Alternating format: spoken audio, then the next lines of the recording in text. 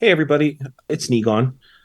This week's been a tragic one here on Treaty 1 territory as our community found out this week about the murders of four more Indigenous women. This violence is unfortunately all too common in this place. So instead of Dan and I coming in and starting the podcast, we thought it better to honor the lives of the four women by saying their names. We are a much lesser community because of the loss of these aunties, sisters, mothers, and daughters. Rebecca Contois, Morgan Beatrice Harris, Mercedes Myron, and Buffalo Woman. The Winnipeg Free Press proudly presents, in partnership with CJNU 93.7 FM, Niigaan and the Lone Ranger. Please welcome your hosts, Niigaan Sinclair and Dan Lett. Hello, everybody. It's Dan Lett from the Free Press. I'm here with my brother in podcasts, Niigaan Sinclair. And as noted in the introduction, we're going to be devoting a significant portion of today's podcast to discussing and contemplating the impacts of what is now confirmed to be a serial killer that has been preying on Indigenous women. We're going to be having a storyteller segment that certainly connects to some of the themes we're talking today, and a feature interview later on that will also connect very strongly to what we're talking about today. We do want to touch a little bit on some national and local political news that is coming up in across the country and in Manitoba. And I guess we'll start first by looking abroad beyond the beyond the borders of Manitoba. Those people who live beyond the borders. Well, it's sort of like another country these days. It sure feels like the country to the south of us, anyways. Yeah. Well, so Alberta Premier Danielle Smith and the Sovereignty Act.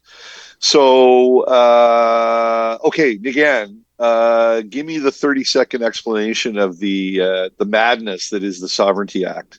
So the aptly named Bill 1 in Alberta, and I think it's called Bill 1 for a reason, that Danielle Smith has introduced. Of course, she's heading into an election soon. So this is very much in the context of her just having won the leadership of the United Conservative Party in Alberta, at the same time heading towards an election in just a few months. During the leadership campaign, she proposed the Alberta Sovereignty Act, which in essence is a bill that would, in many ways, be Quebec's dream.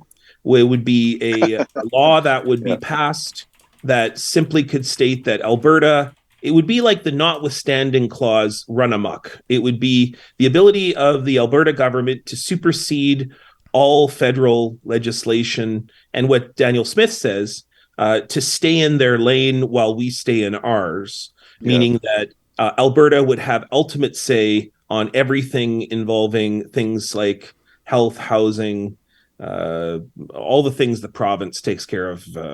And then, of course, the Calgary mayor came out and said, this, of course, completely tramples on municipal rights. So it really is Danielle Smith declaring Alberta to be a sovereign state, completely independent of Canada, but still for Canada to take care of all the big stuff like national defense and so on. And that's basically what the bill entails. Yeah. I mean, I have to tell you, as I was fortunate enough, I was working at the Free Press National Bureau in the mid to late 90s. And, my first big assignment was the 95 Quebec referendum. And I remember in the lead up to the referendum, I did a long series trying to explain, what Quebecers really wanted.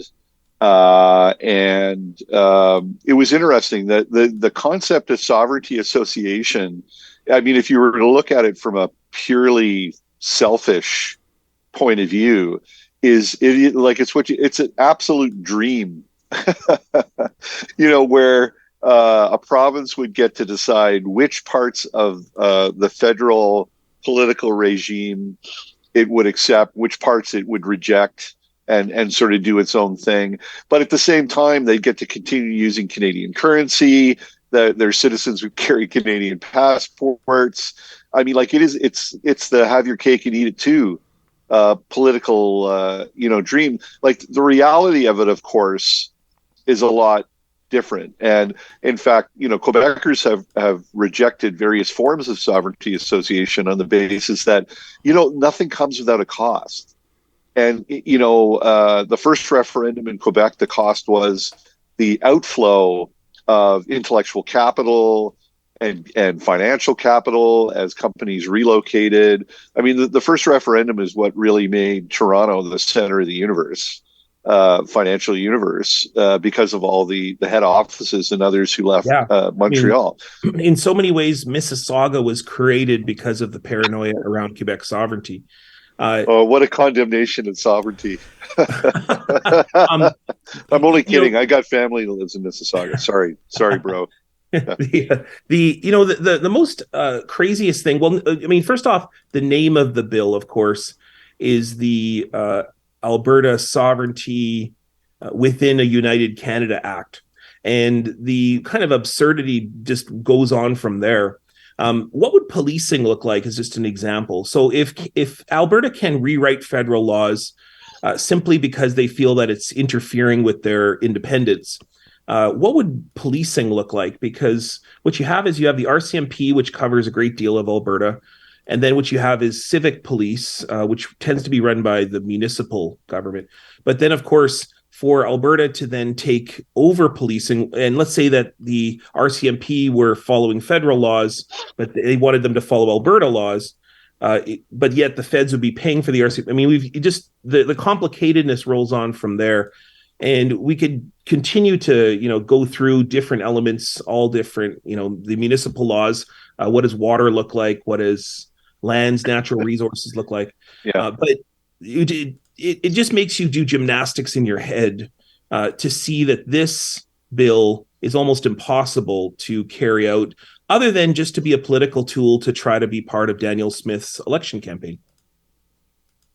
Yeah, I mean, I think once again, the true test of the sanity of the sovereignty within Canada law is going to come when Daniel Smith has to take it to voters.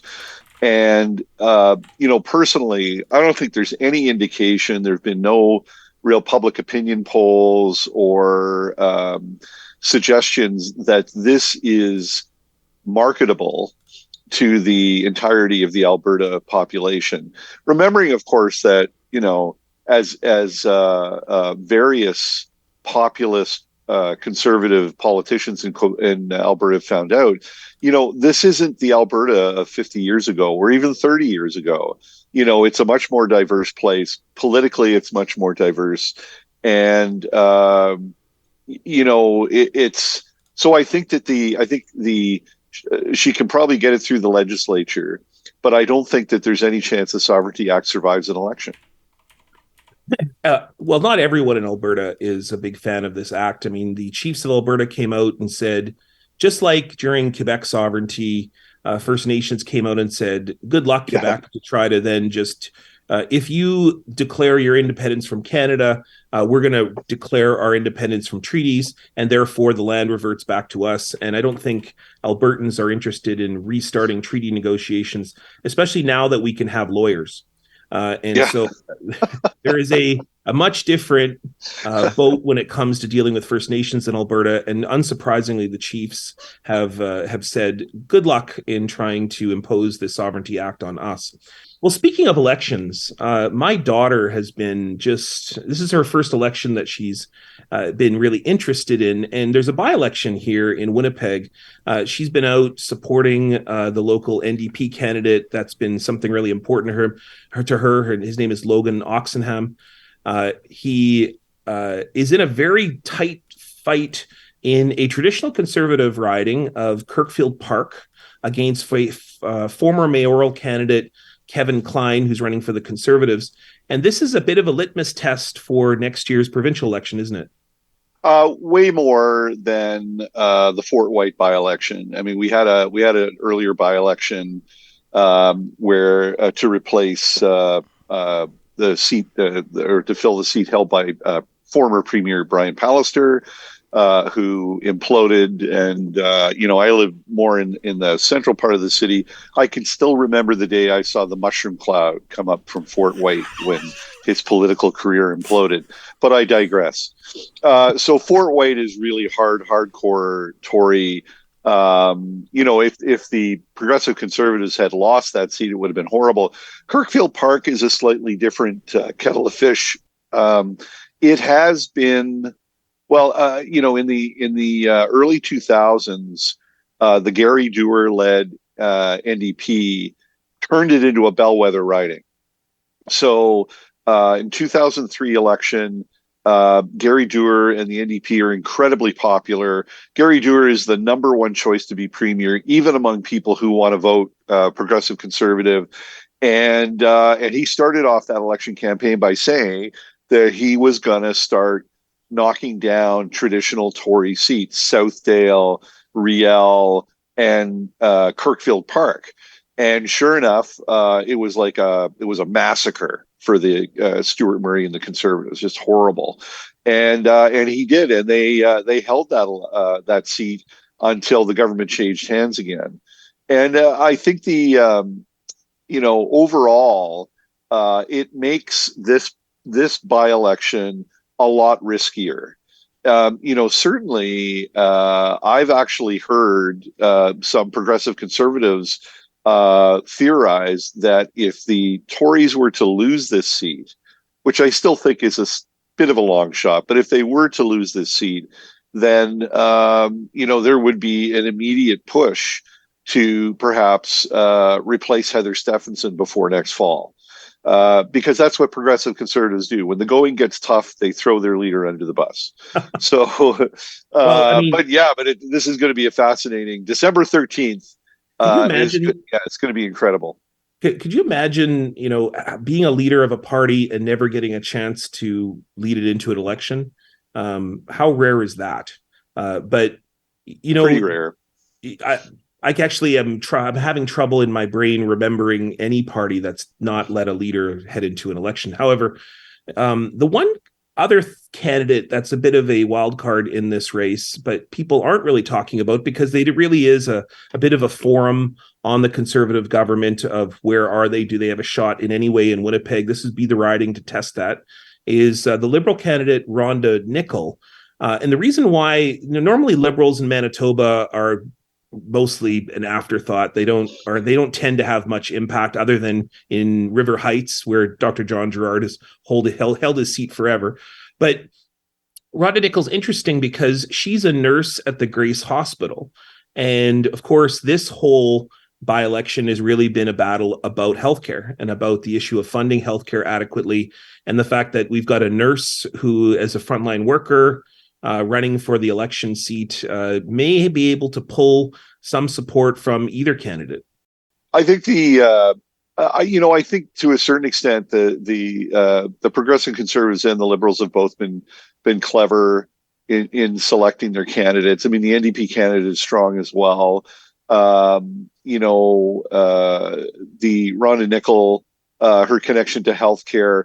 I mean, right now that remains the Tory government's Achilles heel, and in particular, the botched plan to reorganize hospitals, reduce the number of ERs. Nurses have rebelled against that plan. So there are going to be a lot of people in that part of the city who are willing to judge this current government on by the way that things, the services provided at the ER at Grace Hospital. Now, whether or not that's fair or not, the progressive conservatives are patently aware that healthcare is going to be the issue. So they've wrangled Kevin Klein, a former city councillor who recently just ran for the in the Winnipeg mayoral election and lost. And he did all right, 17%. He did okay. Yeah. Kevin is now an experienced, constituency politician. He knows how to run an election campaign. He knows how to knock on doors and work his connections. And he was pretty popular. Like if he had run for re-election in his West Winnipeg riding, he undoubtedly would have been re-elected. So the question is whether or not Klein's personal credibility is enough to overcome the current government's lack of credibility on healthcare. It's interesting to me that just this week, both the Liberals, or I guess late last week, both the Liberals and the Progressive Conservatives did healthcare announcements, and Kevin Klein's line of attack was to bring up problems that existed under the NDP government in terms of emergency room management and wait times. And I got to say, if that's the extent, like if that is the sharpest tip of the sharpest spear that the Progressive Conservatives have to offer, Kevin's in trouble. Yeah. Because Winnipeg hospitals, I mean, and the pandemic plays a role, but I mean, the performance of the hospital network is so much worse now than it was under the NDP. The massive closure of ERs before the pandemic. I mean, like talk about a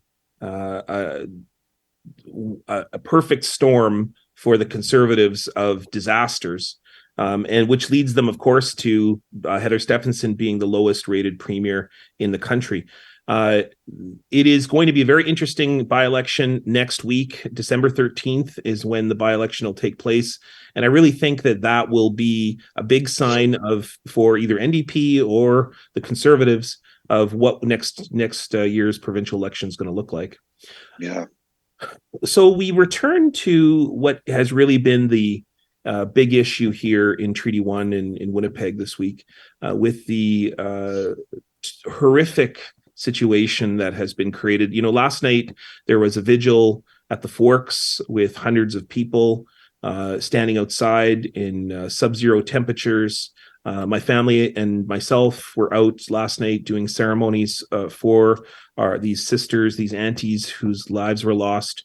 It is something that yet we come together again so many times in this territory to experience, to honor, to remember, to say the names of Indigenous women who are lost. And so we're going to dedicate the rest of our show today to talking about this issue and talking particularly about the case at hand, which we will do in the last segment after our feature interview, which is with longtime advocate, chair of the Manitoba Coalition on Murder Missing Indigenous Women and Girls, Sandra Delaronde, who very graciously, in the midst of all of this tragedy, gave us some time to have a feature interview. We're very lucky to have her. And then we've also got a great storyteller as well, who's going to talk not quite about this issue, but something related. Former NDP MLA and now independent consultant Kevin Chief is probably one of the most impactful, impassioned emissaries, or what's the word I'm trying to look for here? He brings a message of reconciliation to Indigenous and non-Indigenous audiences that's so incredibly powerful. Explains it in a way that I think really helps people who don't fully understand reconciliation with Indigenous people. And he's going to tell a very, very personal story that I think, will explain some of the underlying issues that are driving the emotion right now that is really enveloping Winnipeg. Hi, I'm Kevin Chief, former MLA for Point Douglas, also known as a husband, dad, and a high-stepping square dancer. I'm going to be sharing a story that came out in the Winnipeg Free Press on the eve of the last federal election in 2019, and it was done by Eva Wozni. I was sitting at home on the couch on a Saturday morning, and on the front page of the Winnipeg Free Press, I saw this image.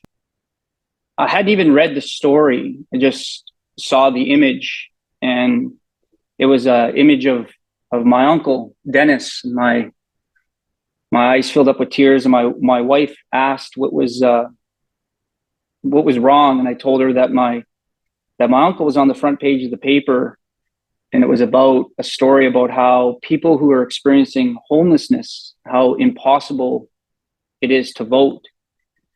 And often when I share and have the opportunity to share stories or share with particularly young people, I try to tell people that the best job I'm ever going to have was to be the MLA for Point Douglas. I'm deeply proud of my roots in the Winnipeg's North End. I was raised by a single father. We struggled like a lot of families with issues of poverty and alcoholism. But I lived amongst a community of people who always reminded me that although I didn't have a lot, there were still ways I could contribute and be generous. And because I'm a former elected person, I got to sit in cabinet. I understand how important engagement is in the political process. So to see my uncle on the front page, I got to tell you, it really touched me. And then when I read the story, especially the very first line that Eva put in, it said, Dennis Chief is a 60 scoop survivor. So my uncle and his brothers and sisters were sent off to families in the United States.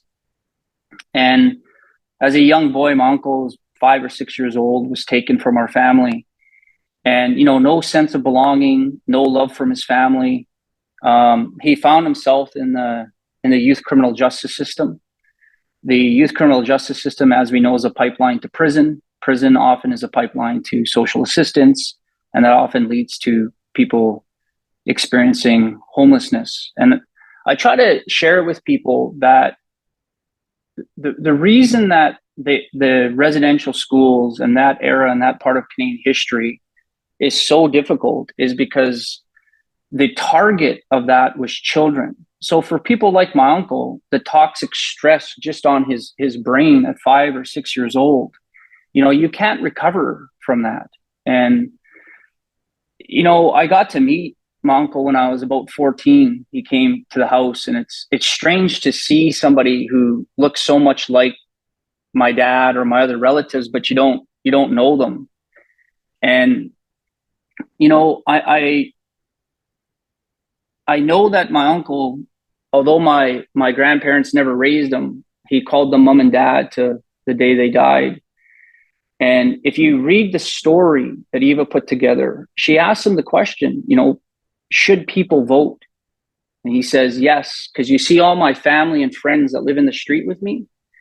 If you don't hold people accountable, all of these people, they'll be institutionalized. If you don't vote, what institutionalized means? It means jail. And the reason that he used that word is because that's exactly what our country had done to him. As part of the 60 scoop, we took Indigenous, children away from families. We sold children to the United States. In fact, it's on the public record that we got more money for selling twins. So not only are we telling children that everything about who they are didn't belong, we were saying to them that they didn't even belong in the country. And what's so visceral about this era is that the target was children. And so when you read his quotes, to me, they're grounded in kindness, and to this day, and I still see him quite often. He'll come up to me and he'll give me a hug, and he'll tell me he loves me. He's respectful, he's kind, and he's loving. But I know that when people see him and they see how he lives and the struggles that he's going through, I know the judgment that they pass on him. And one of the things that I've come to learn, and I shared this story of my Uncle Dennis with students, and I try to share it far and wide to build some understanding about not only the history, but when you judge somebody and you don't know their story, you don't know their journey, nothing good comes from that. And I told young people that the best medicine for healing is knowing your own story. And there was a time in my life where I wasn't proud of our name, the name Chief. It reminded me of, growing up in a bachelor pad with an alcoholic father and the struggles that we're going through. And so I realized that if I wanted to have a better future for my children and I wanted them to get a sense of pride of who they were and where they're from, I was going to have to confront things within my own story, my own family, things that I didn't want to deal with. And I came to realize that there was a truth. And when it comes to truth and reconciliation, the truth part isn't just for non-Indigenous people.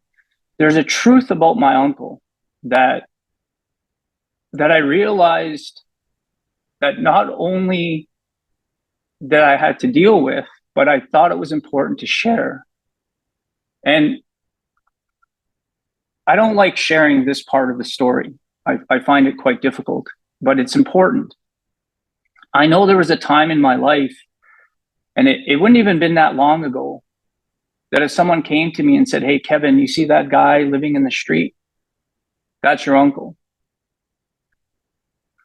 I might have been embarrassed by that. And if I had to take my 3 young boys, Dax, who's 6, Kellen, who's 8, and my oldest, Hayden, who's 12, and I had to take them and show them this man living in the street. And if I told them that was a relative, I might have felt a sense of shame. And it bothers me. It bothers me knowing that. But because a group of survivors came forward, they shared their stories. They told us a little bit more about who we are as Canadians. In doing so, they taught me a little bit more about who I am, what my name means, where it comes from. Now, when I see my uncle or I share this story, I'm not embarrassed. I'm not ashamed. I'm proud. I'm so proud of him. And I had the opportunity to share this with Eva Wozni, the journalist who had done this story. And I was able to thank her because she took the time to learn about what the 60 scoop is. And she put that as the first line in the story, which turned the story, instead of a story of hopelessness, into a story of resiliency. What my uncle has to say is important. And it was important to me, and it should be important to all of us, that when you live in a democracy, a basic human right is to vote, but yet we know how impossible it is for people experiencing homelessness to vote. He has no fixed address, no proper identification. No one's seeking him or any of the people who live in the streets, telling them where a polling station is or why they should vote. They're not trying to make it easy like they do for all of us. And so it's important that we have a newspaper that, is reminding people of that. His sister, my Aunt Susan, was just recently in the paper this past summer because their brother passed away and because he was sent to the States. Before he passed away, we wanted to get his body so he could be buried back home in our community in Duck Bay. But we didn't have any legal rights. And so before he knew it, he was cremated, and we had to sort of negotiate with the foster family. The daughter was still alive, and we were allowed to only get half his ashes to lay him to rest properly. And so this part of history is still incredibly painful. And there's still people who are struggling today to try to make sense of it and to try to find ways in which to deal with this in a good way so they can feel part of their original family and find ways in which to bring our families together. And so this story and this journey continues. It's not just unique to my family. It's for thousands of families across the country. I think the story of my uncle is important because I can't help but be somewhat vulnerable when I share it. I always get emotional, but that's okay, because, you know, when you share these kinds of stories, you can't help but be sincere. And sincerity always leads to understanding. Understanding then leads to cooperation. And if we want to make life better and bring humanity to people like my uncle, and so much of the struggles in his life, it's not his fault. You know, he was taken as a young boy and, you know, removed from our family. And so if we could find ways to bring some humanity and find ways to work together to lessen the suffering so that he can live a life that he you know, to be safe and have dignity. And so if that means that I have to admit some truths about myself, I think it's important to do. And I try to encourage people to share stories that help you heal as you're sharing them. And I think that sharing this kind of story is important.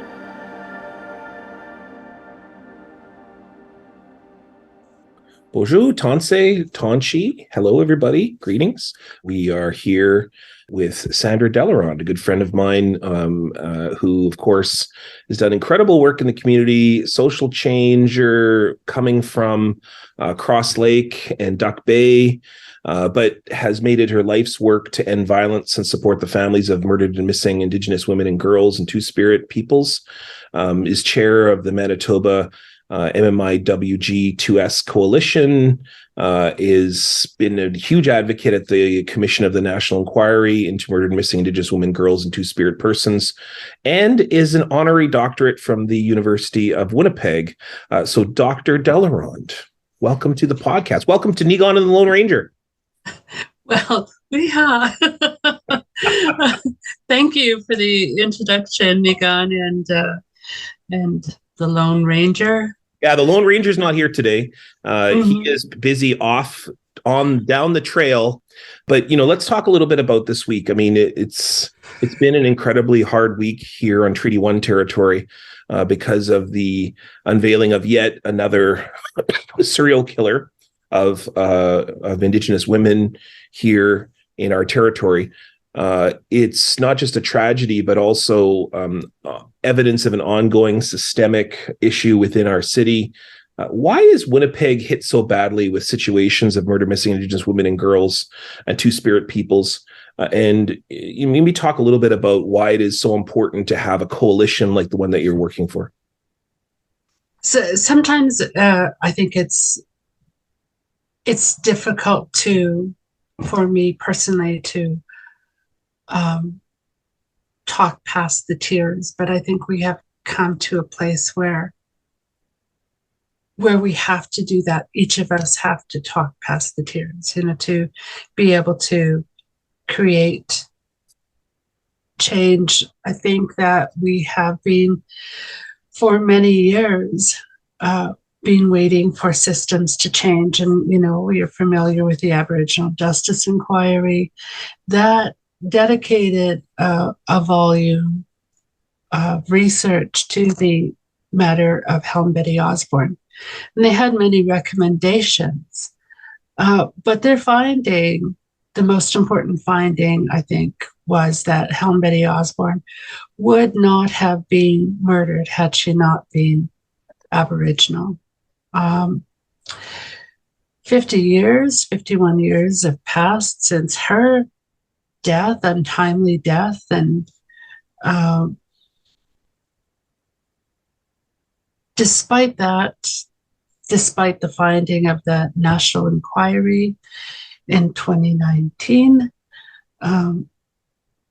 there has been an increasing catastrophic murders of Indigenous women in this country. And I think it goes back to the findings of the inquiry. Helen Betty Osborne was Aboriginal. Systems failed to respond. Political systems failed to respond when the report was released. What that did was increase the perception of the community communities of this country that Aboriginal or Indigenous women are not worth anything. We look at to this week, as much as we value the work of the Winnipeg Police Service, and, they need to be commended in the work they did to bring these charges of first-degree murder, which is really unprecedented. And going straight to trial, too. So there's clear evidence, and there's clearly some heavy lifting the police have done to get this case to trial. Yes, absolutely. But when people talk about Indigenous women, our lives are sacred, and our lives become sacred when we're dead. Until then, I don't know if there's a dedicated unit from the RCMP or from the Winnipeg Police Service that looks for women that are missing in real time. We've had some historic cases through Operation Devote where people, where the law enforcement, has dedicated resources. But when people go missing in real time, when Indigenous women go missing in real time, it's the community like Bear Clan, it's Evelyn Searchers, it's family members that are doing that work on the ground. And what happened in this case, I think may have been almost like a handed to the police, right? And granted, they've done some excellent work. But going back to, if there's work done when people are missing, would we be here today? And of course, the biggest issue right now is trying to find the remains of 4 women that clearly the police know where they are, but are refusing to go and even try to search the area. Let's say for a moment, I wrote a column about the importance of saying their names. And so, as well as the names of all of those, you mentioned Helen Betty Osborne. It has been 51 years since the tragedy of her murder in the Paw.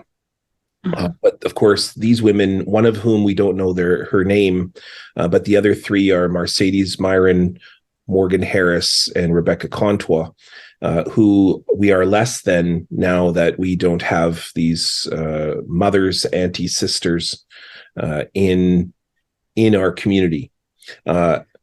What's the impact of this on the community, and how has the community reacted over the past few days? You're in the center of this. What are you seeing? So what I can say is that we do have a number of sisters and mothers that are missing today. And when the news came out about this violent and horrendous loss of life, that families that are missing, that are looking for their loved ones right now, were brought to a place of desperation, looking for their daughters, looking for their nieces, so they were on the ground by themselves, looking for their loved ones. And again, even this weekend, still out there looking, bringing in additional family members to go to places where they may or may not have been seen. Just, it's tragic, that we believe that there's more than one serial killer, that there are still people on the street killing our women. And it's desperate. We're in a desperate state right now. And, whatever support that we can provide. And we're doing this, like families are doing this on their own. They're resourcing these searches on their own. They're where possible, organizations such as Southern Chiefs, their MMIW unit, MKO, the MMIW unit, Evelyn Searchers, Gani, try to provide support to the families. But nobody is trained in doing the search. No one knows how to determine which evidence will bring them closer to finding their loved ones. There's a call on social media this weekend for a national emergency in Treaty 1 or Winnipeg, and that's gaining a lot of steam. There's been reaction in terms of marches and rallies, including a few hours from when we're going to be speaking right now. Their MP, Leah Gazan, Winnipeg Centre MP, who we've had on the podcast before, has also joined in the calls for a national emergency. What would a national emergency do? What would the kind of attention that would be drawn, other than the previous attention that has been drawn upon this issue by the inquiry? I'm not sure. We have the national inquiry had a finding of genocide. It shook Canada to its core and took them 24 hours to respond. If that had not meant a state of emergency for the situation of Indigenous women, through government mandated inquiry, I don't know what will. I mean, we can call a state of emergency, but that doesn't mean that governments will respond. We know that in the past, when there has been impactful change in Canada, it's because they've been taken to international courts and international tribunals. We gained status as a result of the fight of Indigenous women at the International Tribunal to regain status. Canada had to implement Bill C-31 and S-3 in order for people to be recognized as rights holders. So hopefully, by declaring a national state of emergency, if Canada can, and the provinces are not immune to providing support. If they can actually, create that path forward with the community, then we will have done something. But whether Canada will do that, I'm not sure. We know we have been in a state of emergency for many years. Yeah, I was reminded that when Justin Trudeau accepted the findings of the inquiry, that the finding of genocide was happening not just in the past, but in the present state for Indigenous women and girls and Two-Spirit peoples. You think something would have been done out of that? I mean, when you declare a genocide is happening currently, then all hands on deck. I mean, everything should be focused towards stopping this. But it seemed like Canada turned the page. And then I'm thinking back to a number of years ago, 2015, I believe, when Maclean's magazine said that Winnipeg was the most racist city in whatever, the galaxy, universe, whatever they decided to. But that the response to that was led by the mayor. And the attention that came from that, the committees that came from that, the resources, in many ways, the Indigenous Accord, the signing on of everyone from private to public industry to commit to stopping this or changing the situation of racism in the city. And arguably some things have changed.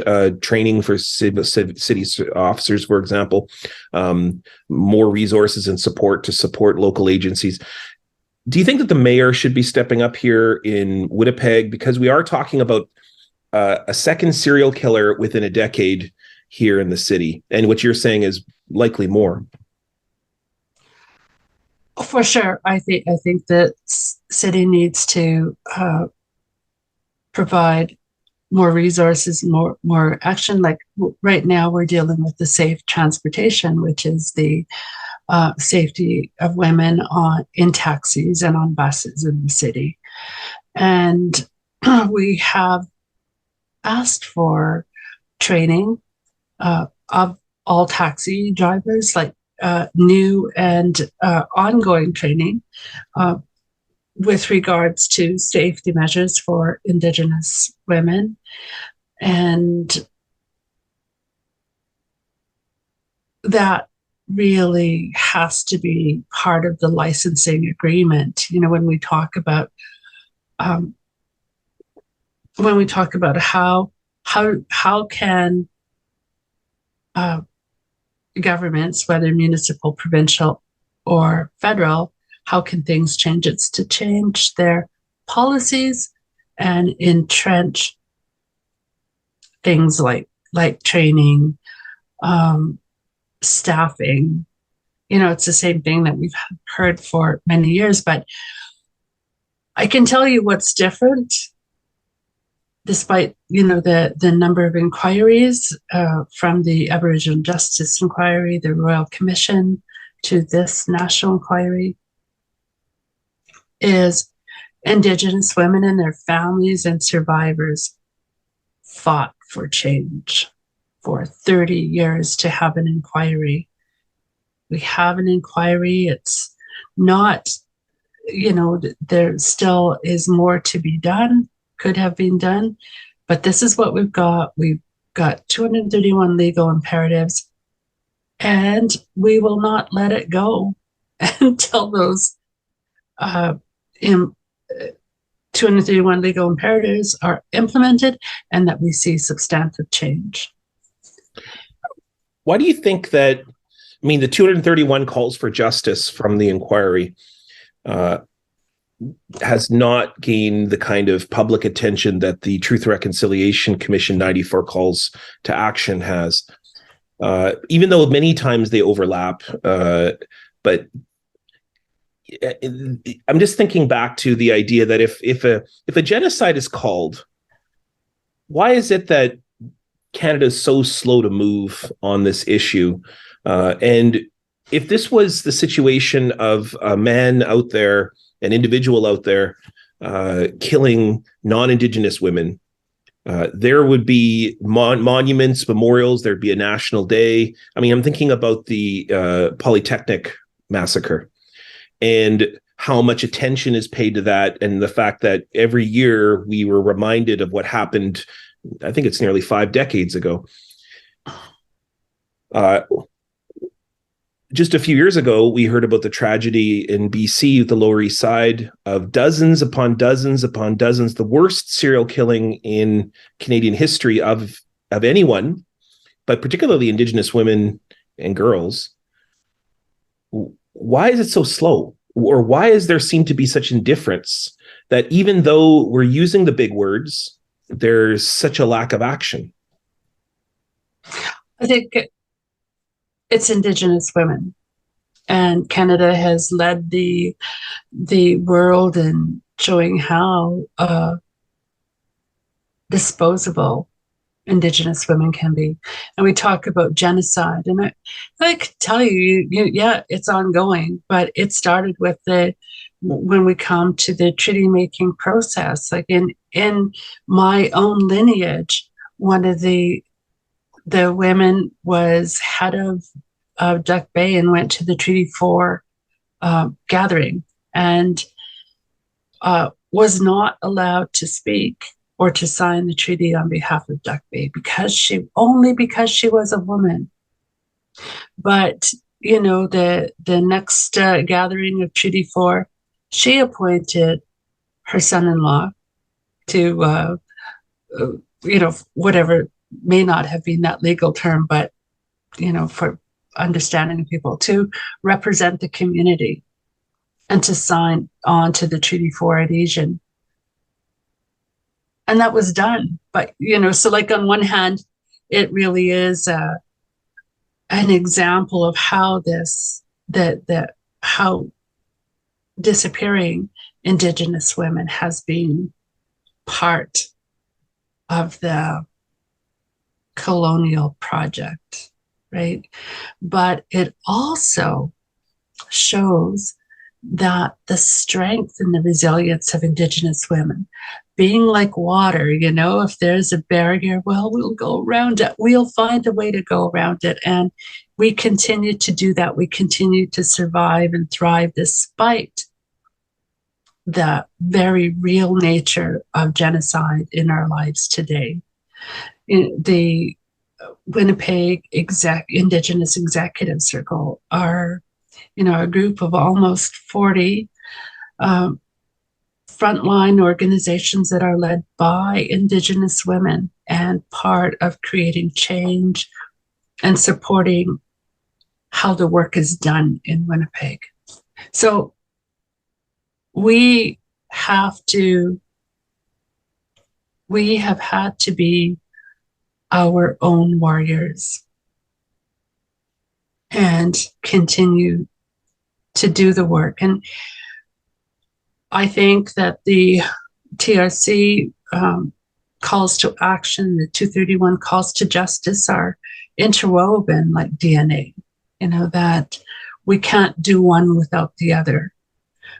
But so we have to, as we say, acknowledge the truth of the situation, that there is a genocide, it's femicide, it's misogyny when it comes to Indigenous women. But as we acknowledge that, we also have to acknowledge that we have to go through a process of reparation. What does that look like? We've done the truth telling through the inquiry. What does reparation look like? And then what does reconciliation look like? And all those things may happen in a spiral, like they're not going to all happen together. Some may be farther along than others, but we have to keep working and put those resources on the ground. And, you spoke to the situation a few years ago in BC where the individual or the two individuals had murdered two mainstream folks or two Caucasian people in BC. Canada deployed all its resources to find the killers. The media deployed all its resources to find the killers, and so we have a situation where there isn't the focus that's provided by the media. There isn't the focus provided by law enforcement and, governments. So again, we're left to do it on our own. And if that means taking Canada again to international court to implement the 231 calls to justice, then that must be done. I'm reminded of how critically important it is to focus that this is something happening now. And I think that one of the reasons why Canada is so amenable to the Truth and Reconciliation Commission 94 calls is often because they think residential schools is over and they just have to now sort of clean up the remains. Whereas the issue of what the inquiry brought up is very much present and very much about what happening is right now. And as we saw with this week, this is very much a current situation.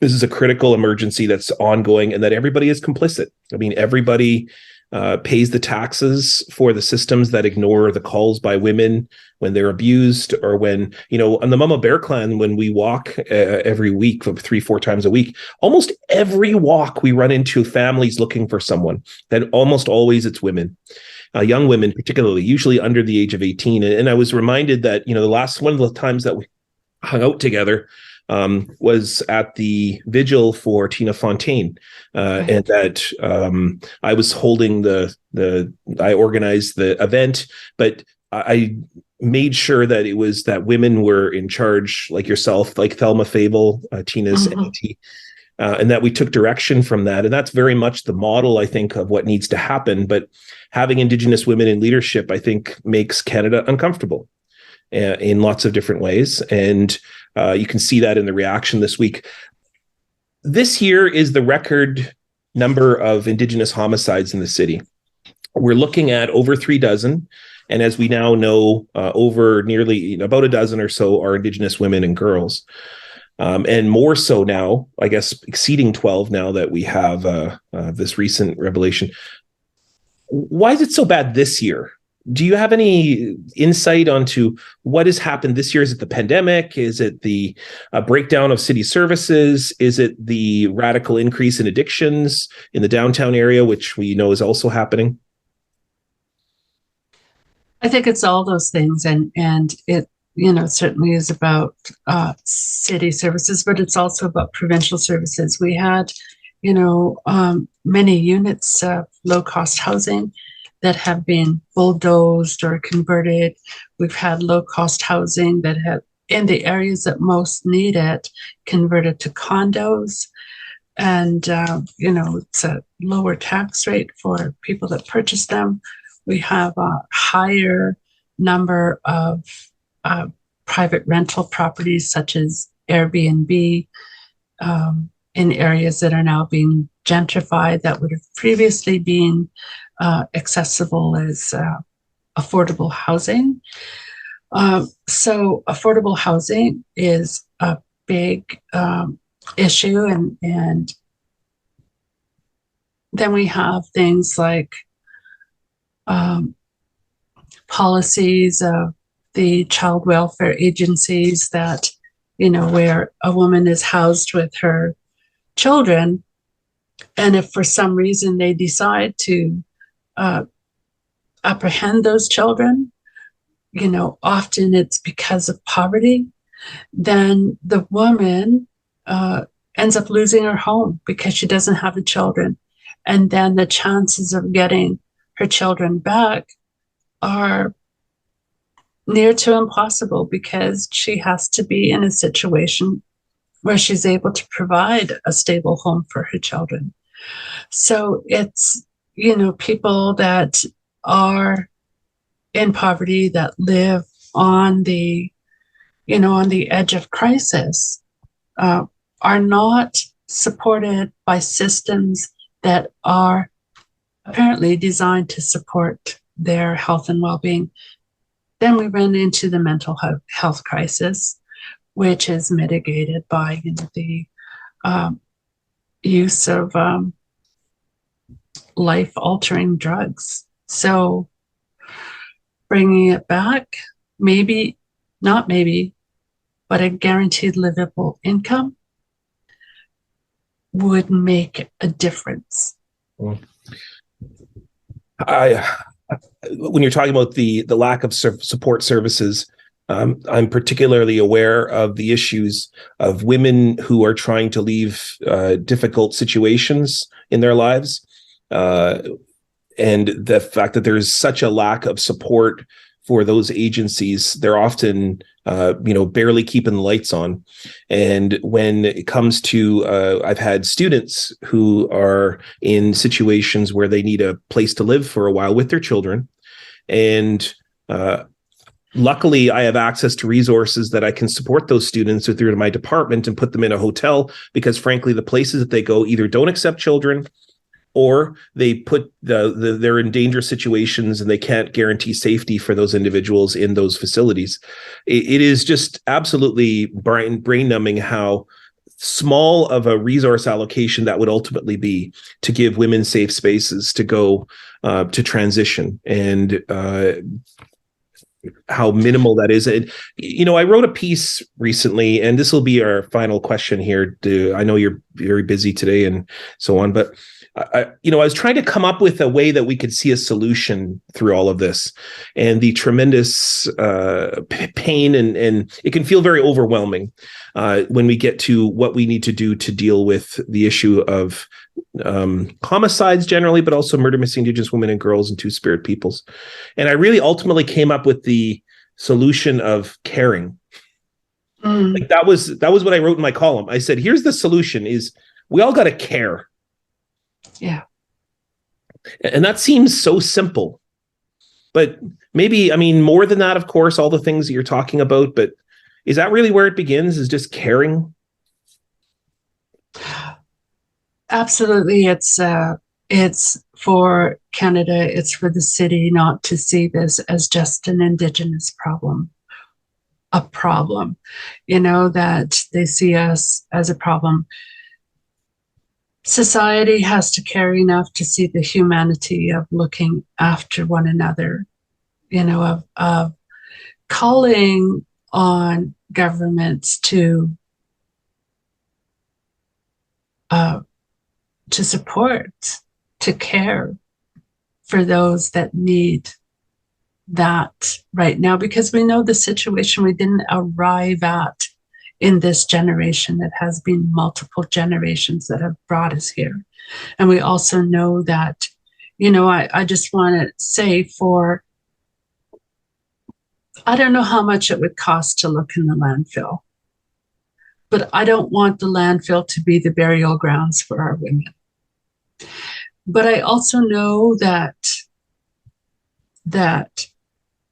for generations that corporations have taken the resources from the land. And if we look at the land as our first mother and have never taken care of what they have taken from the land, or the people, have used the people that have been part of that. I think those corporations can put something back into the community by supporting, financially resourcing the recovery of the women that are in Brady landfill. It's not just a government responsibility, it's the responsibility of those corporations that have taken and never given back. And profited billions, continuing Yes, to and profit continue. billions. And I think that those companies may not realize that this violence is the outcome of the theft of those lands, the exploitation of the lands, and the ongoing possession of those lands, that they have a role to play in this. And I think that's brilliant, and certainly something that is a solution that everybody can get behind, because it is about all of us. It's about all of us. And I purposely used, when I spoke about our relatives who we found out what happened to them this week, is I use the term relations when I'm just talking about them, because I want everyone to understand that is their relations too. It's not someone they just walk by on the street and say it means somebody who means nothing. It is their relations. So Sandra, miigwech for this time, and I can't say thanks enough for taking this time out on a very difficult weekend. Yes. Thank you for, continuing to elevate the issue and not letting it go under the carpet in Canada. Appreciate that. We're back. I want to just thank Sandra Delaronde for a fantastic interview and being so generous with her time during such a sensitive time, I think, for all of us. And of course, what a great story by Kevin Chief. Whenever I hear Kevin tell that story, I choke up, and I think all of us did after hearing that. What a great opportunity is to hear two amazing leaders and advocates in the community during such a sensitive time, I think, for all people here in Treaty 1 in Winnipeg. Yeah, I think that I hope that everyone, Indigenous and non-Indigenous alike, that are not directly connected to the events that are going on, realize what an extraordinary time this is.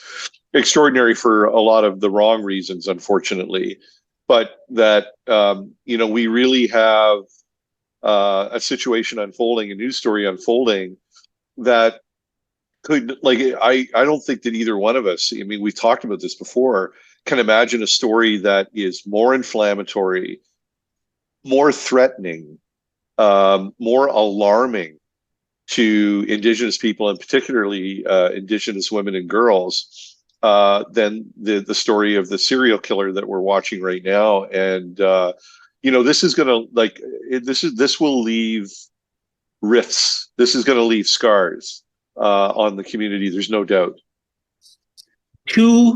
One, the current one is not been found guilty yet. So I mean, I guess we're aware of that, and it's the trial is coming up. But two serial killers in a decade in a city preying on the same community of women.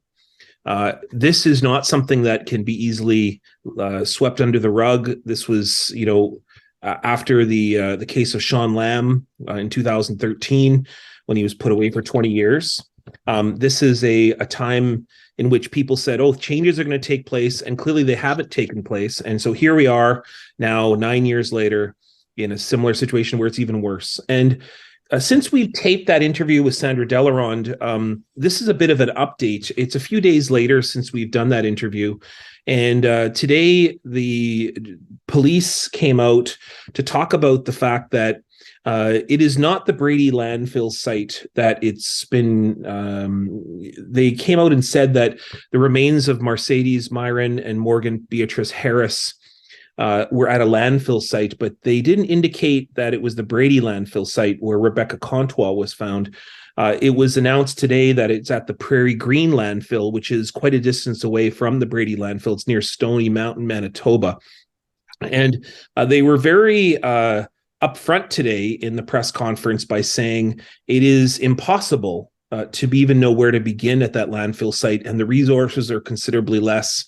And so they've announced that in reaction to public pressure, that they double down today to say that they are not going to be searching that landfill site, much to the chagrin and upset and disappointment of the families and the Indigenous community. You only have to look on social media to see there's a great deal of anger and upsetness involving the lack of the police to go and do this. They did make a very extensive argument today to say why they would not be doing this, searching at this site. And wherever you sit on this issue, it's just not going to be something that's going to be reconciled. Yeah, I mean, I think that I think there's a possibility that the Winnipeg Police Service may have been better served slightly if the information that we got today about the Prairie Green site, the disadvantages that they're working with, they believe that it was more that they only learned of the existence of the remains at Prairie Green more than a month after they believe that their remains were sent there. And since then, there's been clay added to the site, and that's packed down, and more garbage and more clay. There's apparently a lot of animal remains, and asbestos has also been dumped there and then sealed in with more clay. This isn't to make an excuse for the Winnipeg Police Service's decision, but you do have to wonder if the tone of public discussion around this would have been different if they had come out with some of these details earlier in the week or even last week. I think that some of the family of the women who are believed to be the victims in this serial killing case, they did come out today and they said that they're still not satisfied, that the whole imagery of a Indigenous woman being left in a garbage dump is just too horrible for them to bear, and it really should be for the rest of us, because if you're paying close enough attention to this, the big story that's going on here is that this is now part of the national identity. You and I were talking about how widely the story has been circulated.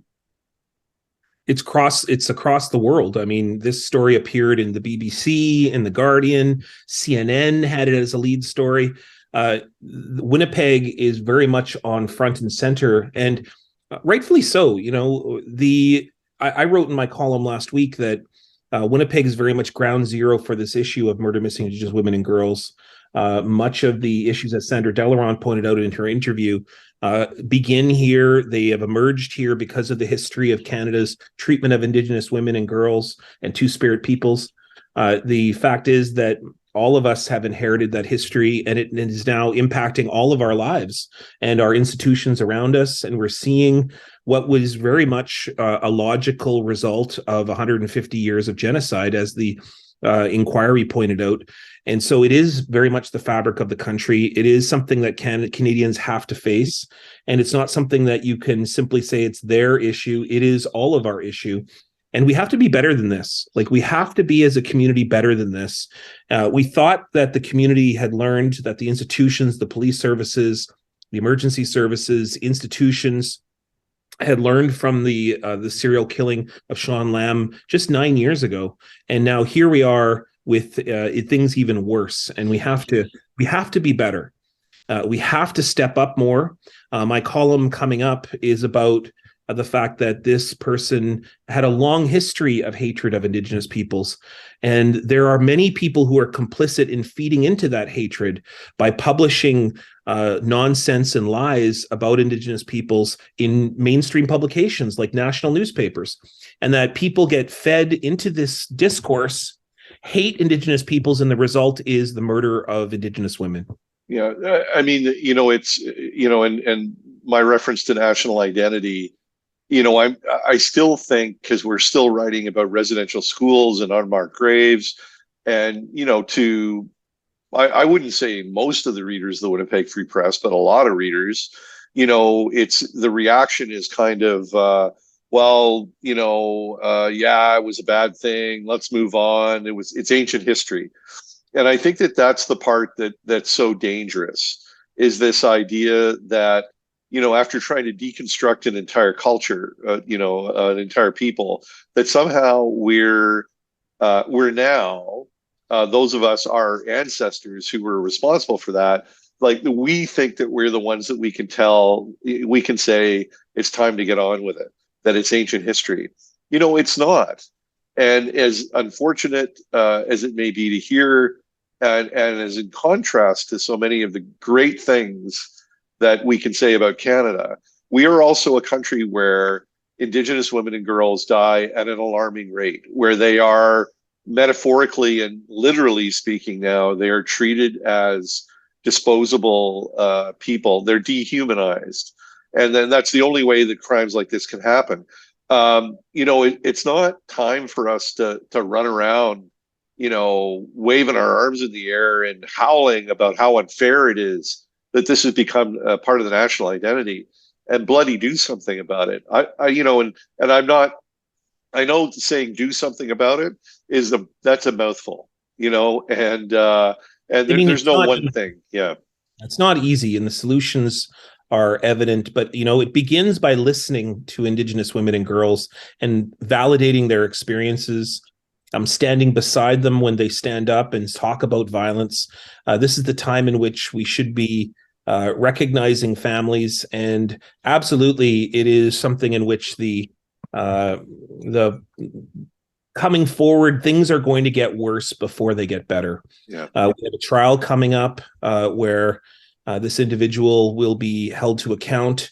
It's widely expected, as those of us in the media are getting small pieces of rumors and innuendos here and there. If even 1/10 of what we are hearing through different leaks and sources talk about the details of what this case entails, it will be horrific, and it will take much of the attention. And we cannot forget that those women are in that landfill site. We cannot deny and forget the importance of where their resting place is. At the same time, we cannot turn away from what is about to be a very difficult situation for those families, to hear what happened to their relatives, to their nieces and their daughters, and that all of us are implicated. All of us are a part of this. Mm-hmm. It's going to be a difficult few months here in Treaty 1. I'm gonna personally. I'm not a religious man, so I'm gonna fall back on the custom of keeping every finger in toe that I have crossed, and all my positive thoughts and energies that the police are able to put together a rock solid case in this instance. Just 4 years ago, we saw an instance where Winnipeg police and Manitoba Justice tried unsuccessfully to prosecute a man for the murder of Tina Fontaine. And I think a lot of us that watched those proceedings, the news reports. I was in the courtroom. Yeah. I was in the courtroom when that happened. Yeah. You could totally see it. You could feel it. And I think, in a non-technical way, I don't think there was anybody who thought the police had put the wrong guy up on the stand. But the fact remains, too, they didn't get him. And they didn't get enough to convict. So, we just, I don't think it's a lack of effort. I just think that we need the community, and Indigenous women and girls in particular. They need to see, the book on this story closed with a conviction, and so I'm going to hope that happens. Well, no doubt we'll come back to this issue. This brings to a close this week's episode, but certainly it's been a hard week, and it's been a hard show. I think our hardest so far to talk about such a serious issue that's playing out in real time in our community. But as usual, it is such an honor to do this work with you, and it's an honor for me to partner with CJNU and Adam Glynn, our producer, who has just worked so hard and been so flexible this week, because we've had to re-record a couple times because this story is happening so quickly. And a big thanks to Sandra Delaronde and to Kevin Chief for giving their gifts on this episode. And as always, a huge thanks to the Free Press for believing in this work that we're doing. Paul Simin, the editor, and all of our colleagues over there at the Free Press. And thanks to you, Niigaan. And thanks very much to anybody and everybody who took time to listen. And we'll see you again in a week.